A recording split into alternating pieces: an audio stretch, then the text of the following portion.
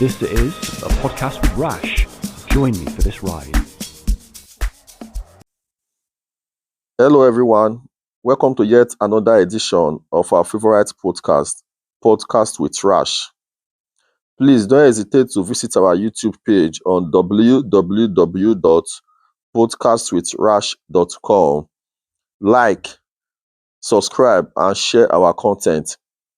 These podcasts tend to chronicle the activities of immigrants from Cameroun, Zimbabwe, and Somalia in UK and the city of Coventry, to be precise.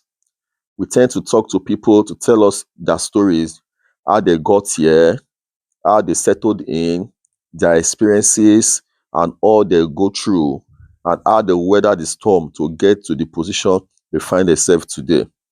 Please sit back and relax, and I'm sure you're going to have a very nice time with us today. Thank you.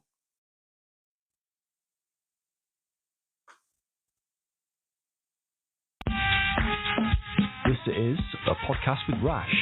Join me for this ride. My name is Rashid Tijani, MA Visual Journalism student of the prestigious University of Southwest. This episode of Podcast with Rash is the first in a series of 3 episodes of podcast documentary, which intends to bring to light the stories of Africans from Cameroun, Zimbabwe, and Somalia here in the city of Coventry. And this episode is telling the story of Dr. John from Cameroun. Dr. John Amodu is a senior lecturer in accounting department at the Coventry University. He is a PhD holder in accounting. He is a Cameroonian and an European citizen. He has been living in Coventry for the past 8 years. In this episode, he is going to take us through his journey so far, both the good and the bad times, and I'm sure his story would be a source of inspiration and hope for other immigrants trying to find a balance here in the UK and in the city of Coventry, to be precise. Hello, Dr. John. Can you please introduce yourself to our listeners? A lecturer in accounting. I'm active in research. So I live in the UK. I've been here for about 8 years, but I have a different European nationality. I'm originally from Cameroon. Oh, originally, you are from Africa. You are from Cameroon. Yes, But now you are EU citizen. Yeah, now I'm. And you've been EU citizen for the past 8 years. Yeah, that's right. Wow, that's very nice. That's good. I want you to take us through your journey so far. How has it been? So it's a challenge, a big great challenge. But sometimes when you look at where you want to be and where you're going, you don't give up. Because I can tell you that when I came to Europe at the airport, I picked myself up. I came in a weekend. I was supposed to come to school.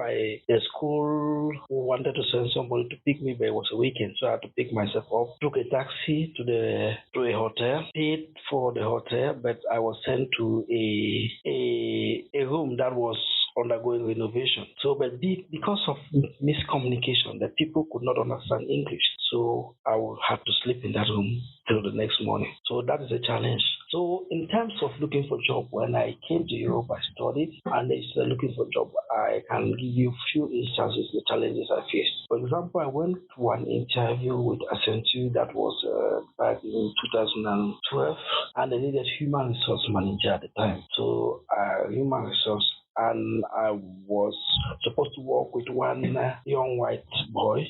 When he walked into the room and saw that I was a black guy, he immediately told the lady who was supposed to interview me that, oh, just interview him, whatsoever you see, I will take. And the lady immediately told me, oh, unfortunately, this is the person you're supposed to work with. He's not ready to work with you because he should have been here listening to what you are saying. But unfortunately, he didn't want to work with you. So that was it. The second situation was another situation, because I have a lot of them, if you need it. I went to a company. I was supposed to be sales representative. They gave me an Excel exercise to do. It was supposed to be 20 minutes. I did it for less than 10 minutes. But what actually happened is when I walked in, that lady gave instruction, and since the instruction was clear, I just went directly to my work and did the exercise. But what the lady wanted, the question, she went and explained to the manager that I'm a cold person. She said, do this, and I didn't ask questions. So she's not interested to work with me. So the manager called me in her office. She's an Irish, was an Irish lady. So we discussed, had a chat, talked about different aspects in life. Generally, we discussed, and it was so great. And she told me, John, actually, I would like to work with you. But unfortunately, I cannot recruit you because the other lady does not want to work with you. So, and I asked why. She said, "Oh, you were too quiet. When you walked in, you didn't. You were just quiet, with listening to me and all those things. You didn't ask questions." And that is how it ended. So, but so far the journey, I can tell you that the challenges are there. The challenges are there. Okay, that's a very lovely one. From your analysis, Dr. John, the other lady that said you couldn't work with her, can we say she had this inferiority complex or she felt threatened by your pedigree? No, what I saw so far is most of those companies, years back, most of those guys were, almost everybody I saw in the company, everybody I saw was a white. So it was a white environment. Okay. So, for example, I can tell you one example that I was looking for a house and I met this letting agent. This letting agent is this company. So I went in, paid money for a house. So they said, okay, I need to pay 4 months deposit. So I paid the money and they knew I have a steady source of income. But what happened, they were willing to give me the house, but the landlord did not want a black person. So even after making the payment? Yeah, after making the payment. So they showed me the house and we're supposed to sign contract. So we're supposed to meet the landlord. And the next day they called me. The day we're supposed to meet the landlord, they called me in the morning. I said, unfortunately, the landlord said he needed but a lady and not a man. I just laughed. I told them, listen, I'm grateful that you people wanted to give me this house. The man said he didn't want a black man. Simple. Because there is no house that you want a lady and you don't want a man. He would have said it before he put the house in the market. But since he had a black man, he couldn't give me the house and they had to refund me. So they have so many examples of things. I remember booking to see a house. So the landlord came there. He was in the house. I stood outside, saw the landlord in the house. And when you are calling, they are not taking the call anymore. Because they saw a black man, they were expecting a white person. Those two all were communicating with the text. So when they were expecting somebody to come, they expected a white person because the name was John. So John is easy. It's a white name. It's a European name. So it was so clear. I have to go back. So a lot of those examples, you see them, how challenging it can be. Because you think you're looking for a house, you can afford, they need specific race. So but things are changing slowly, I must say. Because I remember when we used to come, you walk to some neighborhood and they will call you a POC, they will call the police. I remember I was in Budapest in Hungary. The police stopped me in the whole train station. Everybody was white except me, one black man, and the police stopped me just to ask for passport. And I asked that policeman, do you know what you just did? This is clear racism. Because you left everybody in this train station and asked for a passport from one person. So I told the man, I will not give you my passport because this is clear racism. Because there's no way you'll be in a train station and ask one person passport. I told him it's simple. Ask me. If you need passport, ask from everybody. My friends that are here used to tell me that when they are traveling or they are commuting, whether in the bus or train, most times when there's a free seat available next to them, and some probably foreigners or let me not say white person comes into the bus or the train, rather than sitting with him on that free available seat, they would rather stand because they don't want to sit close to him. Oh, that was a common experience when I came in. So it's not just the one seat. So in the whole of that area, they will avoid that area. That is used to be a common experience. The entire area? It's changing, yeah. It's changing slowly. Yeah, the entire area used to be like that. So the only people who used to accommodate is the young guy, the kids, and the old people. So the old people will have no thing because they need to sit anyway. Yeah. Some of them will sit closer to you. But if you go to the village areas, they will not. Even if you sit and an old man is there, they will prefer to stand than to sit around you. So that used to be my experience. But things are changing. I don't know. Because that used to be the experience. And what can we say? I've experienced it on so many occasions. I think it's wrong information. Most of them is the notion they have about black. It's like they ascribe everything bad. Yeah, to that's that color. a notion. Yeah, that is a notion. Sometimes because when you work with some people who have been close to you, and especially some of them who have had experience in Africa or work with a colleague who is from Africa. They respect. There's a mutual respect. They know you are a human, but some of them think you are at least a partial or something. And when you are from Africa, I remember going to when I used to work in the healthcare. I go into one man and he complained that two African people came here and they were speaking in the African language. So the lady is from a different country, I'm from a different country. And so were communicating in English. But because he had a notion that Africa is a country, so because most of them know Africa is a country, so they try to see when we are together, they think two Africans, they must be speaking in African language. And what can you say? Are you actually speaking in English? Yeah, we're actually speaking in English. But he just needed to complain about something. And they were working for the council and they knew he's somebody who complains. But we needed to write his statement how we're speaking in the African language according to him. And we neglected him and all those things. So you have those experiences. When you depend on your sector, because you always have those things. And it's draining to find some people are very depressed because of those experiences. Sometimes you find some people, even especially ladies, some will even cry because you find it's so, because somebody will create an allegation against you. I remember one lady telling me, oh, you don't speak English because when we're working, she used to go to my colleague because she was a white. So one day I told her, she said, you people in Africa, you are not educated and all those things. So I told that lady, listen, you are misinformed. So where you're getting your information, you need to go back to the source. Unfortunately, I'm doing this job because of the passion I have for the job. So if you think this lady is more qualified than me, unfortunately, that's not the case. Because you yourself, if they give you what I have in my head, you'll be mad. And she said, no, I'm sorry, I didn't know you have gone to school. I said, no, because you finally, as soon as you saw a black man, you know this man is uneducated. And that is wrong. Well, the good thing is that the government, so many persons here that are taking conscious steps to ensure this trend is eradicated or reduced to the barest minimum. So that's a thing of joy for me. And it happens in our society. And I believe even in Africa too, when we see white people, although we don't discriminate them, what we do is that we give them more respect, like more value, like why white man in our country, white man in my city, white man in my village, we give them this preferential treatment, So it's everywhere. But going forward, I know things. Are you married? Yeah, I'm married. I have a wife and kids. Wow. And you have your kids here? Yeah, my kids are all born here. So when you came into the UK, was there a cultural shock, cultural imbalance? Was there anything different from what you were used to back home? Let me be candid. There's a lot because there, if you grew up in Africa, your neighbors are your friends, your closest friends. You are part of your security system. So you can talk to your neighbor. If something happens in your compound, your neighbor puts a close eye and they can see those things. And if something, you have anything, your neighbor can help. Unfortunately, it's not the case in the UK.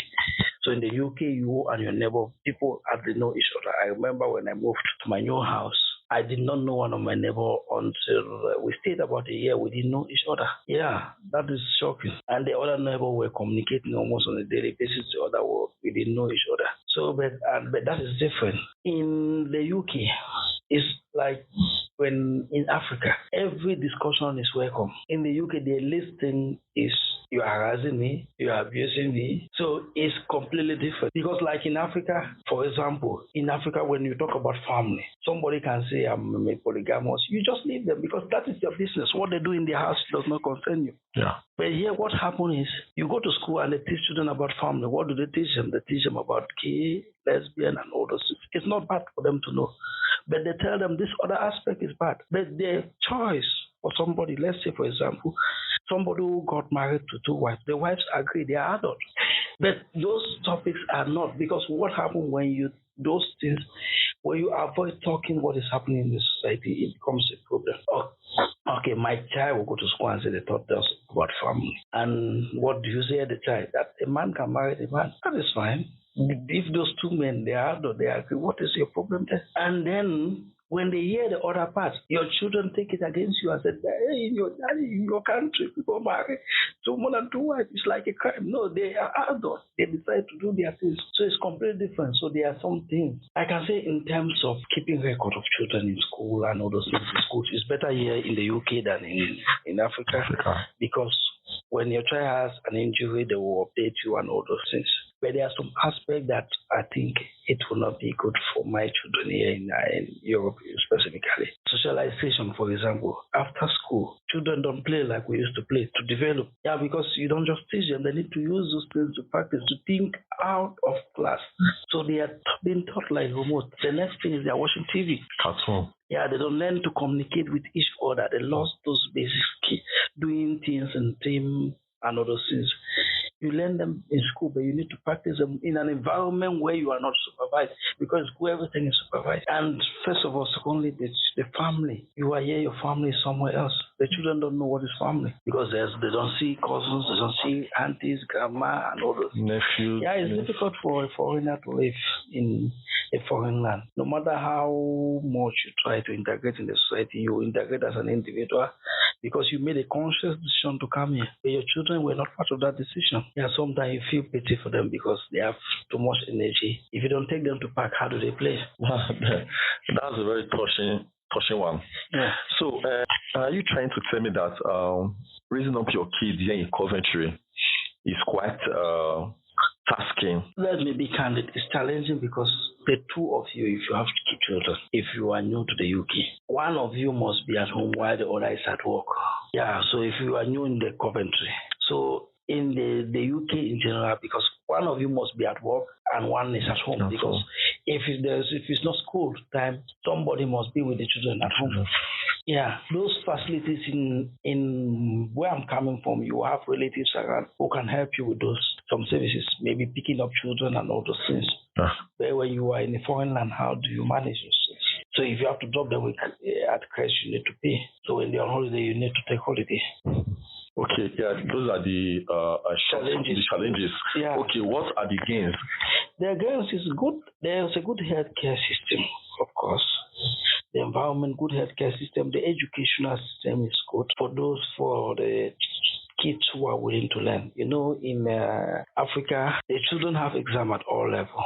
But here, they don't evaluate them. They don't give them pressure on us according to the system. So it's different. So before you start, the child become used to examination is in a different level. So if you are not there to follow them, your child can either you will not know the level because you need to be there every time. When they bring their report from school back home, when they used to in Africa, when they write the result, you know this child is good in math based on the result you see their examination paper at a primary school level. So you start preparing them in advance. So it's challenging, it's completely different. But as somebody who is in academic, I can upgrade. But for somebody who is not, that is a challenge. Yeah, in terms of transportation, it's good.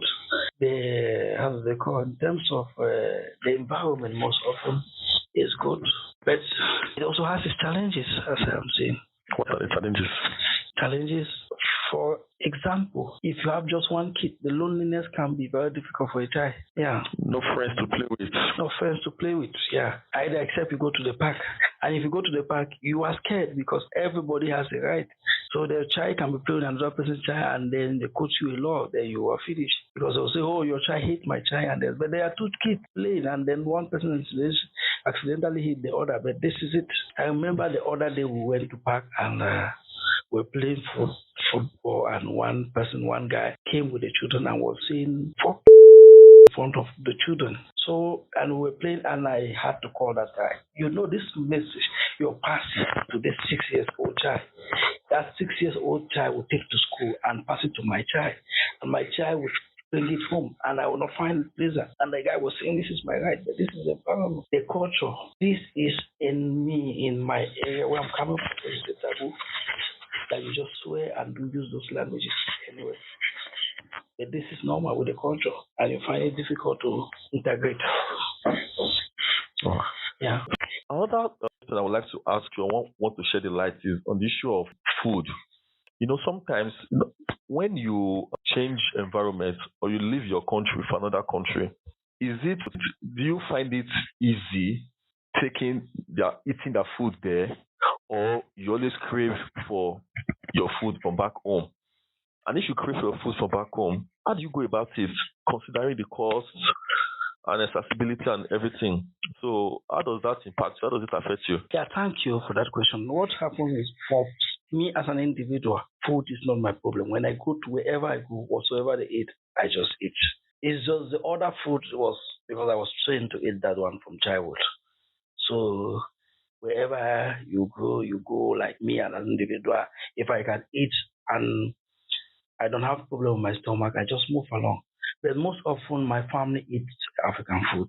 So we buy it's quite expensive because it's exported. Where do you buy it from? So we buy it from we have some African shops from Nigeria, from Pakistan, and the Indians.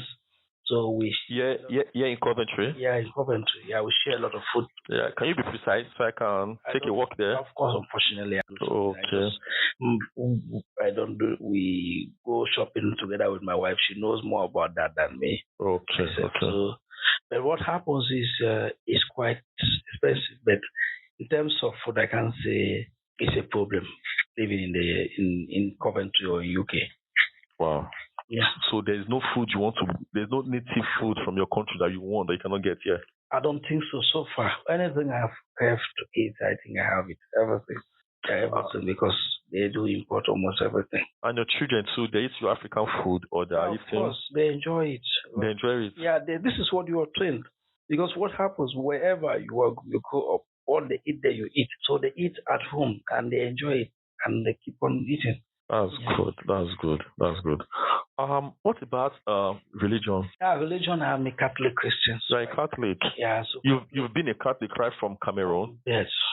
Wow. So my parents were Catholic. I just continued with what I was taught from child. Wow. So yeah, I'm Catholic. When I came to Europe initially, to be candid, I couldn't go to When I came to Coventry in particular, I didn't have a problem because the Catholic Church we have is just the same practice as a practice back home. You understand? At some point, I wanted to go to the Pentecostal because then we have a lot of. I wanted to be where most African people are. But I saw that the Pentecostal are just talking about money, giving, and God will bless you, give you back. So most of them have turned to take the Bible as a source of income rather than passing the message. So I said, let me stick to the gospel, to the Catholic where I've been, and no matter who is preaching, a white priest, a black priest, they maintain the same message. So I've been sticking to Catholic. Which of the Catholic church do you worship? I attend St. Anne and Popo Chris. The St. Anne is around the corner here. That should be It's around the corner, yeah.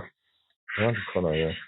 Oh, okay. And when you came in, when you tried starting up with them at the Catholic Church, was there any differences in their mode of worship compared with what was obtainable in Cameroon? Or it was just easy for you to just the only blend? Difference in Catholic, based on my experience, is the songs. So in Cameroon, they'll sing songs in Cameroon hymn. In UK, they'll sing songs in UK hymn. But the practice, everything is the same. Everything. Oh, that's cool.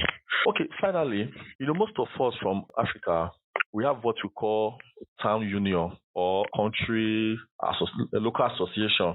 Like Nigerians living in Coventry, we have our association where we meet, we sing, we dance, we eat, we celebrate, we act as if we are still back home in Nigeria. Yeah. Do you have such association for Cameroonians living in Coventry? I learned they have one. I don't belong to it yet, but I'm still to meet such an association. Oh, you are not yet part of them. I'm not yet part of but you have one. Yeah, because I'm new in the city, so somebody said they have one, so I have to look for it. At the moment, I don't know. Okay. Thank you very much, Dr. John. The great privilege talking to you. Irrespective of how tight your schedule can be, but giving me this time is it's a very huge favor you just did for me. So I'm really, really grateful. Thank you very much. And I hope it's a pleasure. It's a pleasure talking to you. Thank you very much, Dr. John. Please don't hesitate to visit our YouTube channel, like, subscribe and share, and also visit our website for all our latest episodes. This is a podcast with Rash. Join me for this ride.